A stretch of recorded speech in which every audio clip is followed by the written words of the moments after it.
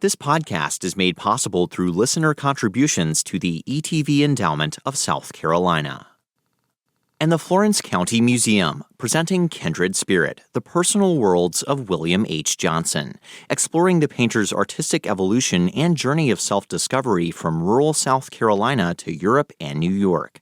flocomuseum.org. And Meadow Garden, home of George Walton, one of the youngest signers of the Declaration of Independence. Open for tours Monday through Friday, 10 to 4. Learn more at historicmeadowgarden.org and visit augusta.com. From South Carolina Public Radio, this is Walter Edgar's Journal.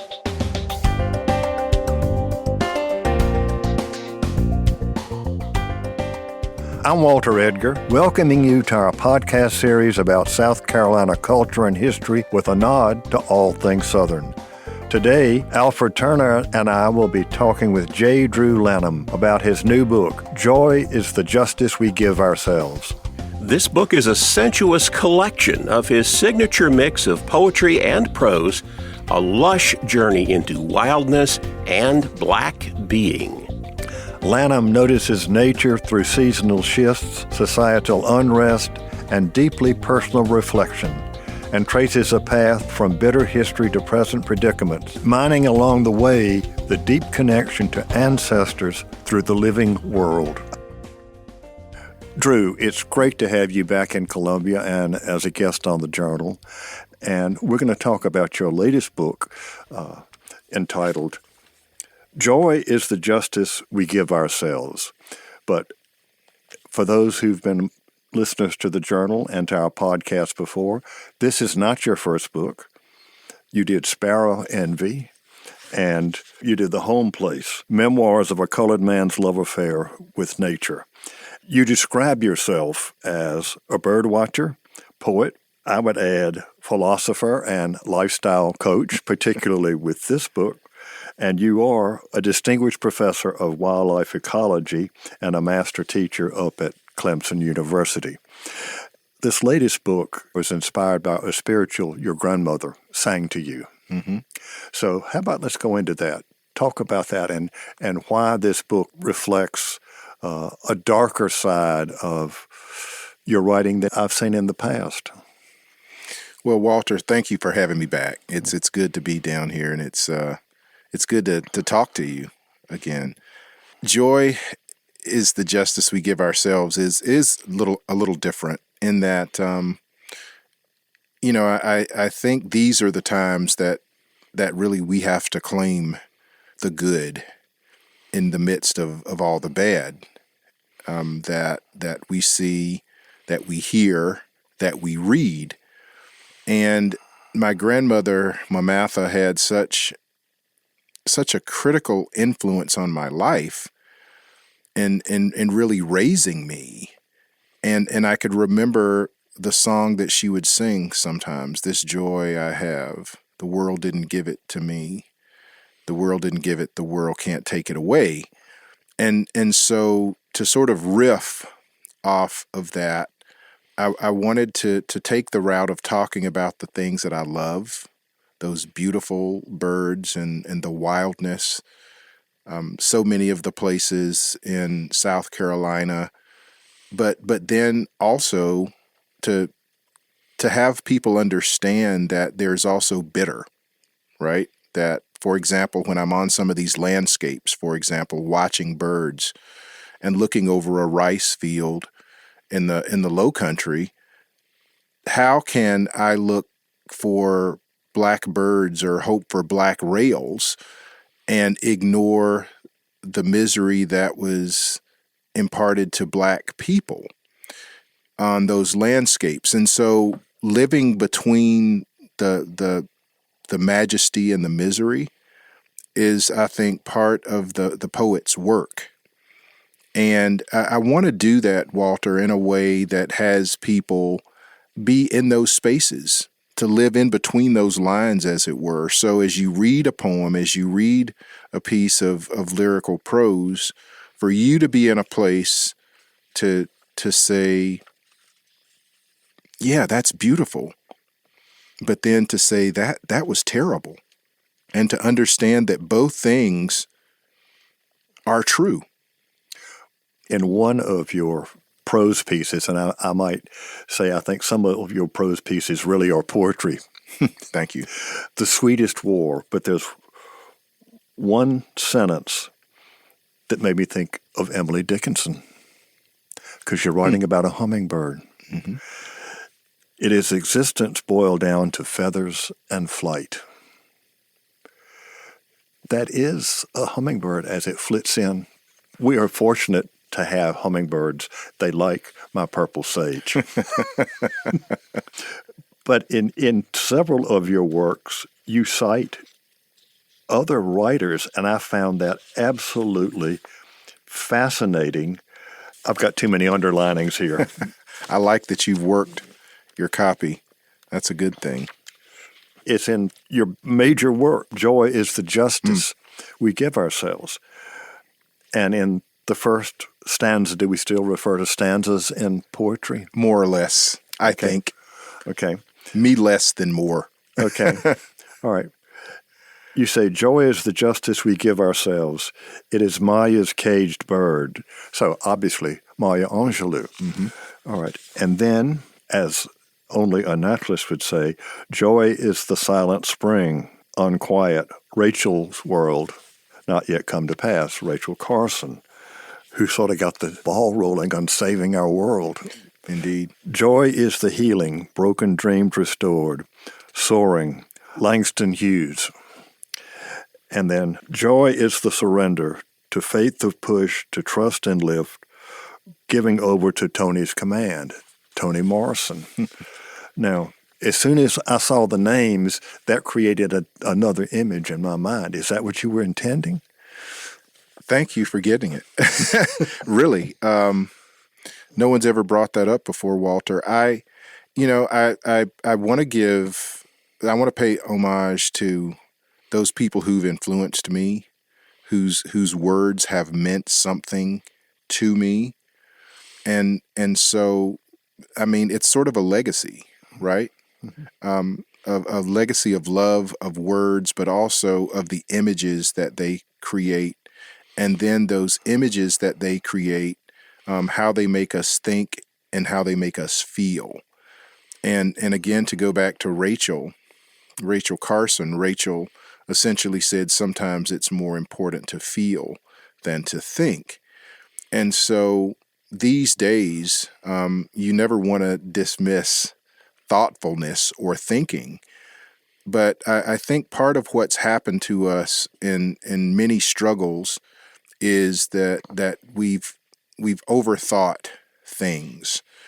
And by that I mean that we've dismissed our hearts. We've dismissed that thing that tugs at us and has us do right or love a thing or a person. So that's what I wanted to come out of that. And by mentioning those names, and Tony and Langston and all the rest of them, I really wanted to bring that sort of legacy of love and wonder home. Well, and sadly, today, social media, the local newspaper, if you have one, internet, everything is not only overdone. You turn on a news channel, supposedly, to get the news, but all you get are talking heads, mm-hmm. and everything is overdone, and it's what if, supposition, and usually what's the worst thing that's going to happen, and let's see if we can, it's like Jim Cantore standing on the battery at Charleston, and, I've got low-country friends who their wish is to see him taken away by a tidal wave when he comes. I mean, it's almost as if... Okay, I do not understand that reference. You're going to have to explain it to me. Jim Cantore? Yeah. The Weather Channel. The Weather Channel. He always is there. I don't watch the Weather Channel. They send Jim Cantore to where they think the worst of a storm is going to be. Okay. So... Well, it's almost, in that case, the personality almost becomes bigger than the storm itself. Yeah. In ways. And you talk about things being overdone. And I mean, they're overdone and they're immediate, and we're supposed to accept it as the gospel. And so there's no room for interpretation, no room for sort of the hues to wash out. So everything is sort of printed fast and furiously and permanently in some people's minds. And I would like to think I live more watercolor, Walter. I like for things to sort of bleed into one another. And in that way, you find some difference, right? Yeah, and let's do what is directly opposite of that. Paint by the numbers. Within the lines, and a certain color has to be. I like that watercolor image, that world. The world has become smaller in so many ways, and one of the ways that it's become smaller is for us to not understand connections. You would think that the world becoming smaller would mean that we embrace the connections more. But really, once things are processed, whether it's the crab that's processed and boxed up and sent somewhere else, or whether it's our news that's processed in a certain way and boiled down to appeal to whomever it is that it's supposed to appeal to, think about that. News appealing. It's sort of like, as a historian, we were talking, historian pleasing. Really. History is history. The news is the news. Part of it is generational, right? The world changing, but it is also taking something sacred and bending it and twisting it to the demands of the market. And we live in a market-based economy, and I understand that. But I think that what, as a poet, I try to deal in is the heart's commodity. And you mentioned that hummingbird. Walter, just yesterday, I'm sitting out on a little shack, and I'm sitting there, and this hummingbird just comes up and hovers right in front of my face, and you could feel like the little, turbulence that it had created there, and this bird just curious in this moment. I felt like I had been graced by some god at that moment. And so that to me is a watercolor moment. Mm-hmm. I can't, I imagine that somewhere, I'm almost afraid to say the word or even the initials AI for fear that something will suddenly be created that I didn't ask for, right? Yeah. I didn't ask for the hummingbird. Evolution made it, but then there it is. And there's nothing to me that can come close to the beauty of that little bird, the moment of feeling the turbulence from its wings with no idea of why it approached me. I can't ask it. And in that wonder of why it did, I can write a few words, but I can't replicate it. But I can try to get you or somebody else to feel something about it. Well, another side to that beauty is we have a gorgeous red-tailed hawk in our neighborhood. And a couple of weeks ago, because we have bird feeders everywhere, there were some doves on the ground, and my wife was watching out the kitchen window, and then there was this explosion of feathers as the hawk got lunch. And some people thought, how horrible. She actually thought it was beautiful. The hawk was beautiful. I'm sorry, we didn't really care about the doves there. When I got the story, I said, well, I'm angry for only one reason. I wish the hawk had been after the squirrels we've got around the house instead of the doves. Next time, maybe. Here you have people who would see that as that act as cruel or ugly or something that doesn't maybe appeal to their human sensibility, right? And I would argue that's been sort of tamed out of us as well, to understand that hawks got to eat, right? And that dove and squirrel are making one another at rates that hawk can eat, and there can still be squirrel and dove left. Mm-hmm. And in that way, that sort of watercolor again of understanding life's ebbs and flows, that bitter moment for the dove that wasn't quite quick enough. Mm-hmm. Okay, that gets recycled, maybe not just into red-tailed hawk, but maybe into red-tailed hawk babies. Mm-hmm. That the squirrel, the next time that's caught by whatever predator, gets recycled into it. And that predator ultimately may be recycled into something else. All that's watercolor. The only certainty about any of it is that it'll happen to all of us, life and death. Mm. And so for me, again, and recognizing that in what you're seeing and what you and your wife saw, that drama that took place is what the poet, is what I try to bring to the page, but then that hopefully lifts off that page again in a way that you say, oh, yeah, let me pay attention, let me notice, and let me feel something. Well, would you like to read one of your poems? I would love to read something. Well, how about this? If I read a selection from, and you mentioned this, it's one of my favorites, How We Spend Our Days. Yes, that would be good. How we spend our days.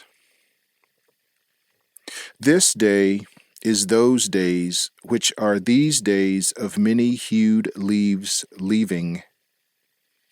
These are the days the wind comes in and rattles fall's cage, stripping the maples and poplars nude of saffron and scarlet, but leaving them wrinkled, soiled clothes on beeches and oaks. These are the days of white-throated sparrows arriving in the backyard to sing of old Sam Peabody's poverty-stricken Canadian times. These are the days of deer chasing, of bucks antler rubbing, of does white tails lifting, of future fawn making, the convergent intersected result. These are the days of me wishing I was watching them ghost through at dawn, of me wishing I was waiting until dusk for them to reappear, of me wishing I was above it all, voyeuring into wood's lust. These are the days of the beaver moon hiding behind earth's shadow, me getting out of a warm bed at 2 a.m., to see it turn a pinker shade of pale. It is the day of me howling to myself. Oh. I had underlined other sections of How We Spend Our Days, and I like towards the end, this is the day I don't care what I look like. These are the days that the mustard greens get bitter and taste best. The days of rutabaga bottoms mushed to a pulp and boiled purple-topped turnips with butter. These are the days of deep-fried turkeys and cornbread dressing, never, ever stuffing. These are the days of sweet potato pie. Pumpkins are for jack-o'-lanterns and for fake coffee flavorings.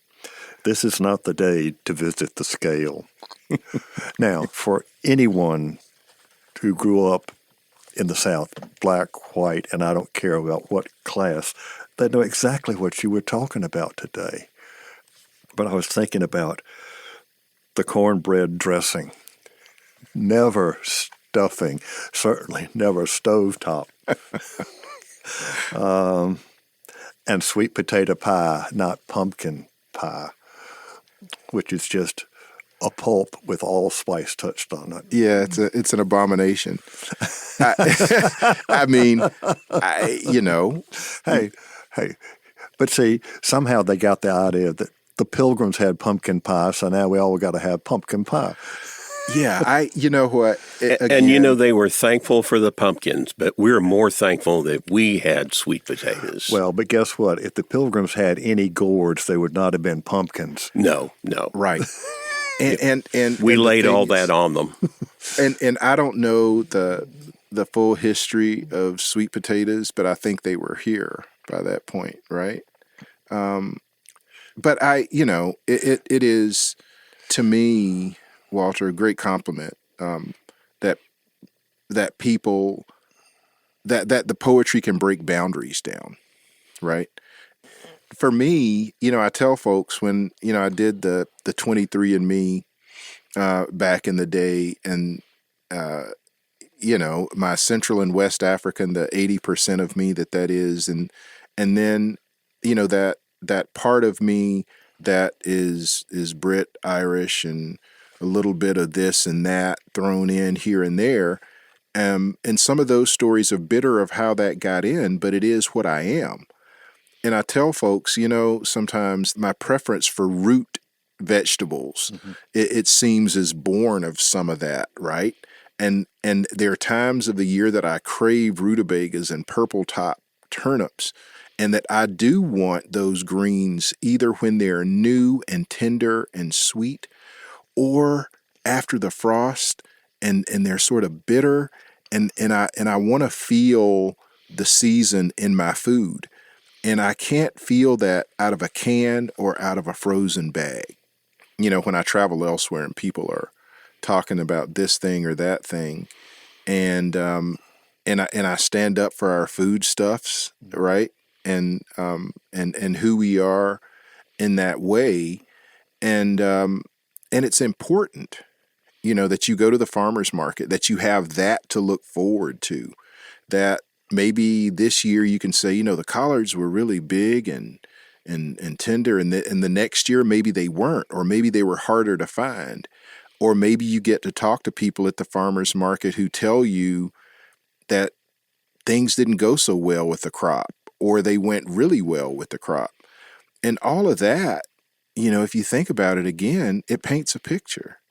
And it paints a picture of a relationship. And in my head now, I'm thinking of collard poems. And Well, you talk about bonding, and of course, we Southerners are fond of things like gumbo.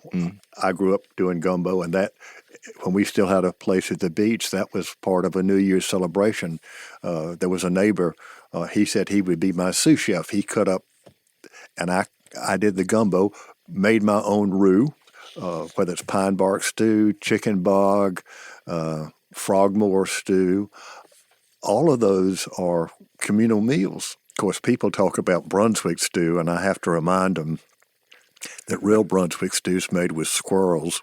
well, so see, now I growing up in Edgefield, there was this little place in North Augusta that Mom and Daddy would stop, and they'd buy a barbecue, and there'd be so little of it, it seemed to me, that there was just barely enough, to put on a couple of slices of white bread, colonial bread, eat that. But then later on I learned about hash, right? And hash over rice, and just heavenly hash, let's go ahead and call it that. But there's some hash that you wanted, other hash that you didn't. But then learning what goes into making hash, and you can never know fully anybody's hash recipe, because you'd have to die if you knew what they had put in it. But it's going to kill you eventually anyway, because it is what it is. But all of that to me, is also sort of this blending of beautiful and bitter, right? And maybe the foodstuffs that the meals, these communal meals that arrive, because guess what? You got to put all this stuff in a pot, boil it up, because you might not have enough otherwise to share. And somebody figured out, well, if I put all this stuff in a pot, boil it up, boil it long enough, it tastes pretty good. We'll put it over some rice, even better, and we can gather around that. And to me, that is one of the special things, especially when I think seasonally. I will tell you, I have come in my life at this stage that August is probably my least favorite month. there's not much to look to food-wise, but fall is coming. Well, right? but see, you live in the foothills. You're at least a little bit. How about living in Colombia in August? It's miserable. It's absolute misery. Heat just gets here, and you feel like you got to push it aside like a fog cloud. I mean, it's awful. Well, I've always thought, Walter, because you hear that, that soldiers were trained for desert. They trained for desert warfare here. And I'm thinking, there are deserts in North America where you could train, but they choose to come to Colombia to do it. And I think about, I frequently come down, and a side trip, or maybe it's the main trip, is Congaree National Park. Mm-hmm. And that is such a special place to me. I've probably been in Congaree, I don't know, a couple of hundred times, but in August, I kind of say mostly no thank you, in part because I know that it's going to be buzzing, that the mosquito meter is going to be high, that I'm going to need gills just to walk on the boardwalk, and the birds are going to be pretty quiet. So, but again, that's us. That's South Carolina, right? I was writing the other day on a social media post, actually, and then I thought better of it, because people kept asking me. It was kind. They were asking, "Are you okay? How is Debbie the storm impacting you?" Mm-hmm. And there's this familiar sort of refrain from folks not from here who think that South Carolina consists basically of Charleston and Myrtle Beach. And that's been going on for more than 300 years. And okay, so some Charlestonians would have you believe that too. Well, but yes, I mean their world stops at Broad Street. It does. I mentioned, as an aside, a couple years ago, I mentioned something about Oconee County, and people said, "Where is that?" I mentioned the dark corner, and I was talking about some of the history, and they didn't know that Oconee County, South Carolina existed. So, it's I find it, on the one hand, humorous, what we know and sort of how colloquial we can be, but then the beauty of this state, and part of the reason that I keep writing about it, and that I will always live here, is because I can be up on Sassafras Mountain in the morning and maybe hear ruffed grouse that you're not going to hear anywhere else in this state.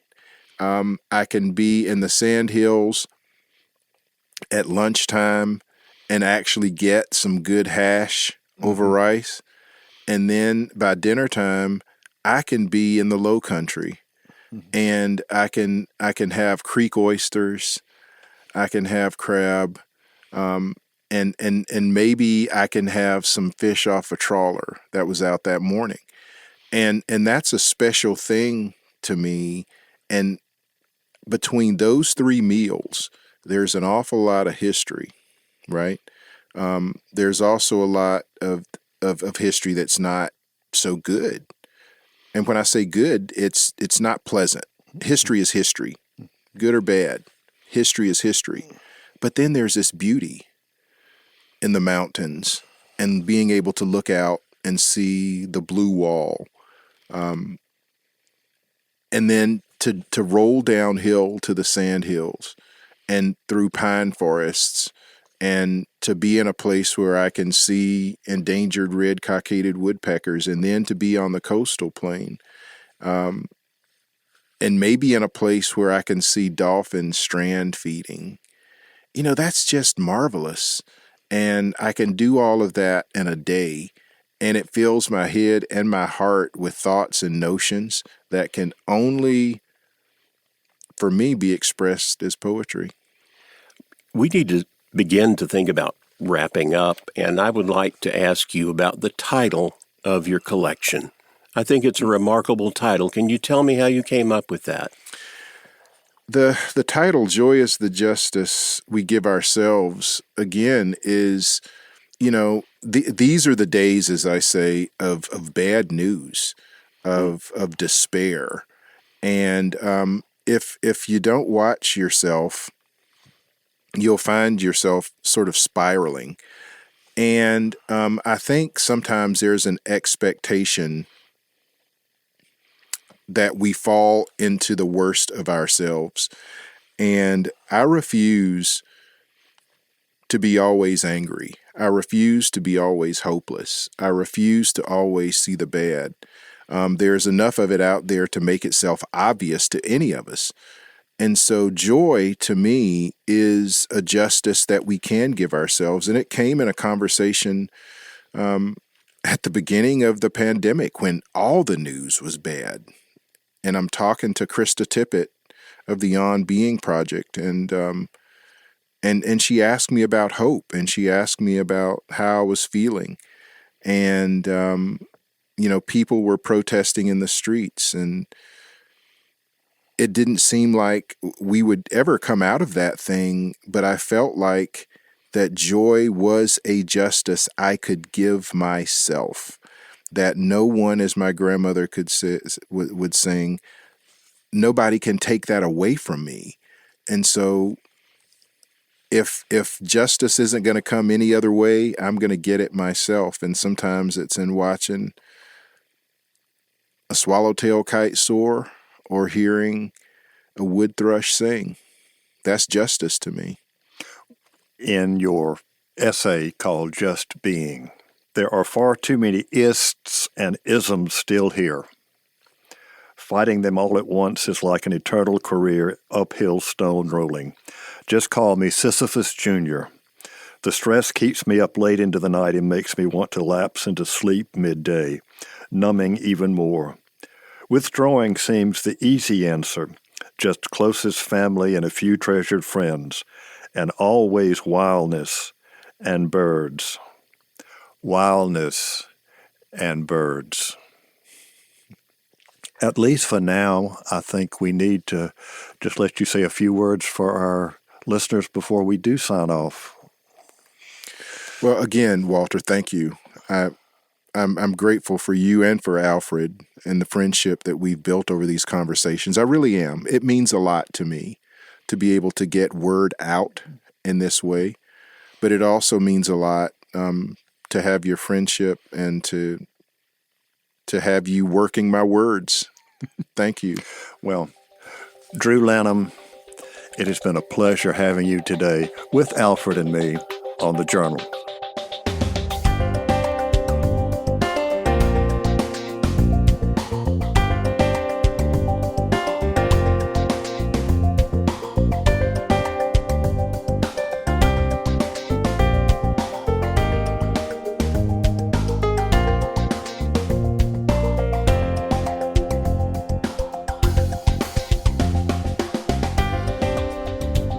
I hope you enjoyed our conversation today. I know that I did. In Joy is the Justice We Give Ourselves, Drew Lanham draws canny connections between the precarity of nature and the long arm of racism. This collection of poetry and prose offers reconciliation and eco-reparation as hopeful destinations from our current climate of division. In Joy is the Justice We Give Ourselves, Lanham mines the deep connection to ancestors through the living world and tunes his unique voice towards embracing the radical act of joy. Walter Edgar's Journal is a production of South Carolina Public Radio. I'm Alfred Turner, and I produce the show, which is made possible by listener contributions to the ETV Endowment of South Carolina. Remember, the views and opinions expressed on Walter Edgar's Journal are not necessarily those of South Carolina Public Radio or its underwriters. New episodes of Walter Edgar's Journal are published on the first and third Fridays of the month and are available at southcarolinapublicradio.org, on the SCETV app, as well as your favorite podcast provider. We'll talk again soon.